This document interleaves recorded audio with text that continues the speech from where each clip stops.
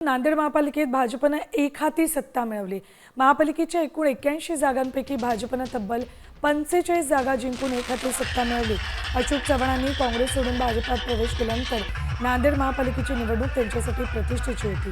भाजपने ही निवडणूक स्वबळावर जिंकली, त्यामुळे नांदेडमध्ये अशोक चव्हाण यांनी आपलं वर्चस्व कायम ठेवलं। विजयानंतर नांदेडमध्ये जल्लोष करण्यात आला। अशोक चव्हाण यांनी विजयाचं श्रेय नांदेडकरांना दिलं।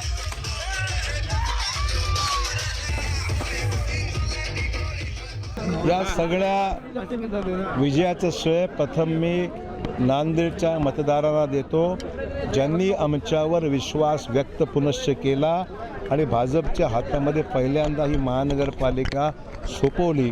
त्याबद्दल नांदेडच्या जनतेचे लाख लाख आभार। त्याचबरोबर या देशाचं नेतृत्व करणारे यशस्वी पंतप्रधान नरेंद्र मोदी साहेब, राज्याचे मुख्यमंत्री देवाभाऊ अर्थात देवेंद्र फडणवीसजी यांच्याबद्दल विश्वास व्यक्त केलेला आहे लोकांनी, आणि जरूर आमच्यावर विश्वास व्यक्त करत असताना माझे असंख्य कार्यकर्ते हे सुद्धा विजयासाठी तेवढेच इन्वॉल्व होते की त्यांनी मेहनत खूप घेतली, म्हणून त्यांचे मी आभार मानतो।